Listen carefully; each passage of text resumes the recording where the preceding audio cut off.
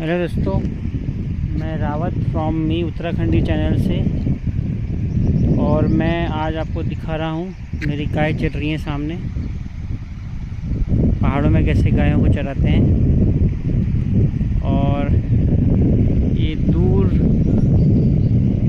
नदी और जंगल और कलकलाती हुई नदी, और मैं एक ब्रिज के ऊपर हूँ यहाँ पर।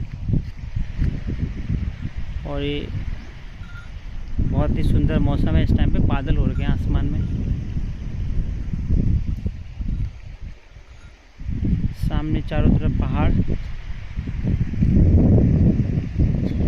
और मेरी गाय और मेरे बैल चल रहे हैं। और बहुत ही सुंदर नज़ारा, जिसमें नदी का शोर, नदी किनारे चरती हुई मेरी गैया।